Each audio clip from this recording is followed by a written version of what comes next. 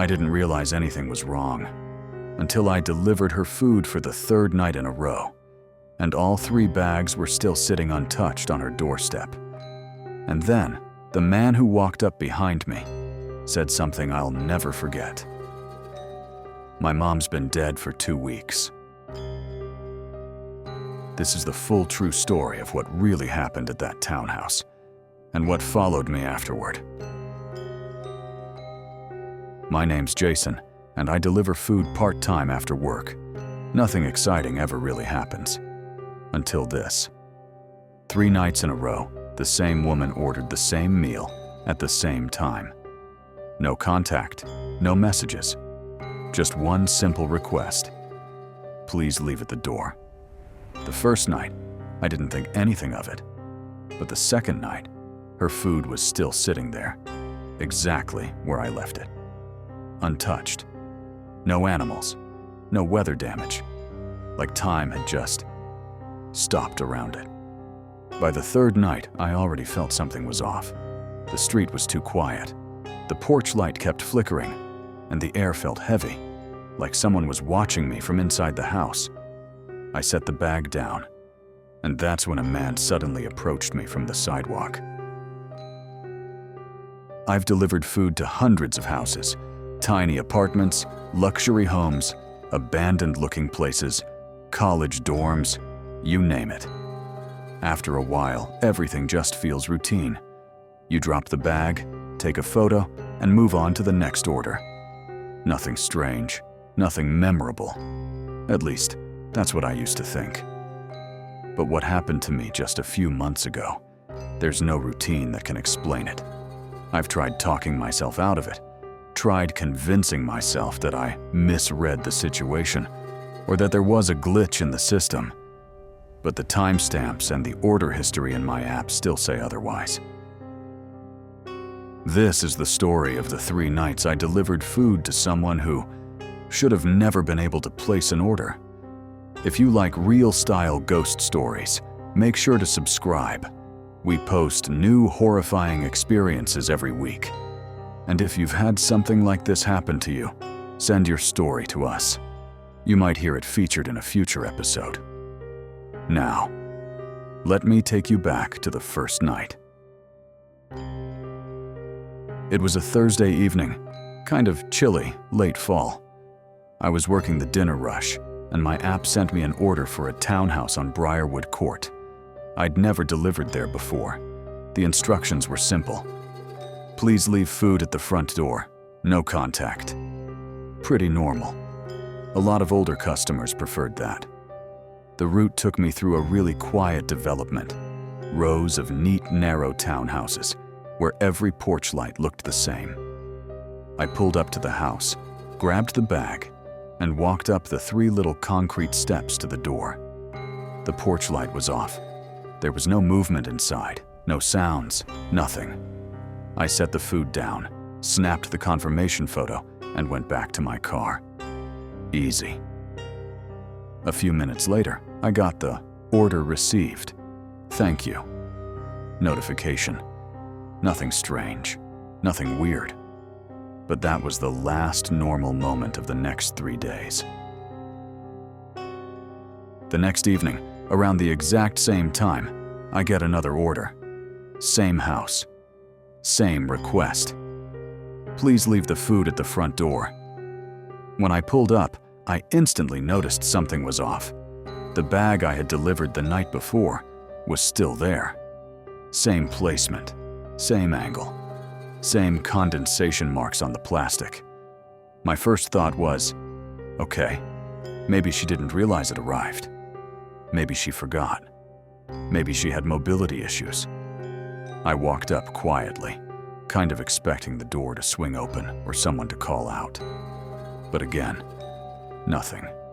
Not a sound in the house, no lights, no shadows behind the blinds. I set the new bag down next to the old one.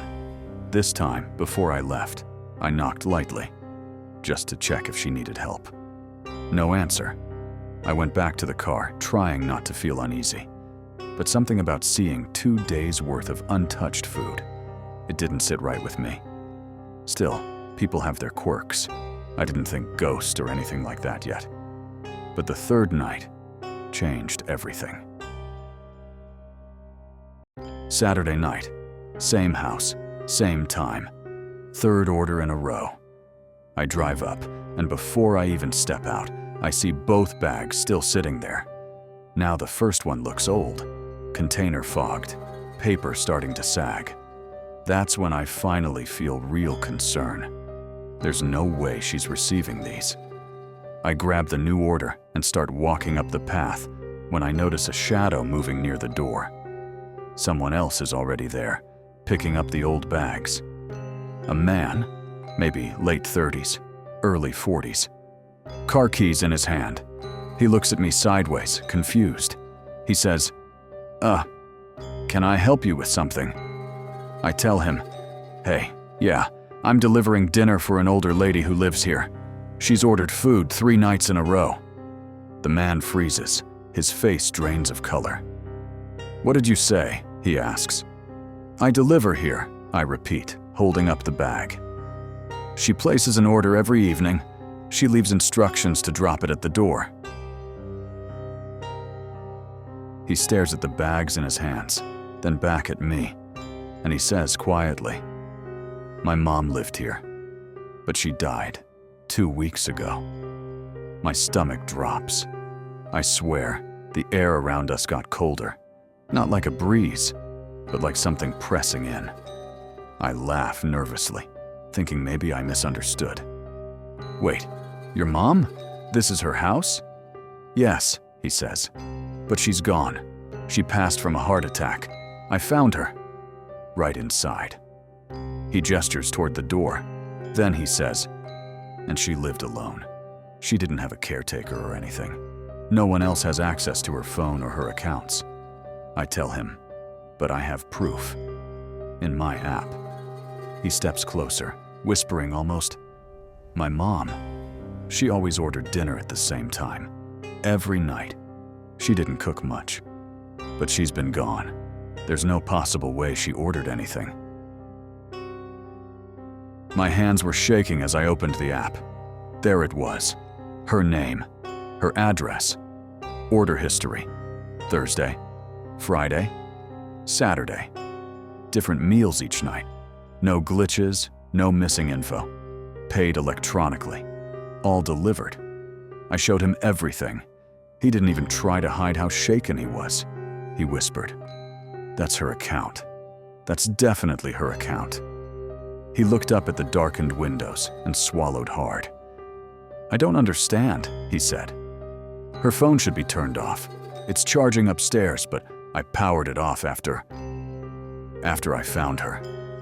Then he looks at me with this expression I can't forget, fear mixed with something like heartbreak. He says, my mom, she never liked eating alone. Maybe I don't know. Maybe she didn't realize. He can't finish the sentence, I can't either. Before we part ways, the son gently picks up all 3 bags. He isn't even grossed out. It's like he's handling something precious. Then he looks at me almost apologetically and says, I'm sorry you got dragged into this. Dragged into what? Neither of us knew. As I turned to walk back to my car, I glanced up at the townhouse one last time, and in the second floor window, the blinds were slightly open, just enough for someone standing there to see us, just enough for someone to watch. But no lights were on, no silhouette, no movement. Still, I felt watched, and as I drove away, my app pinged. Customer rated your delivery 5 stars. I swear I almost crashed my car. Jason never delivered to that address again.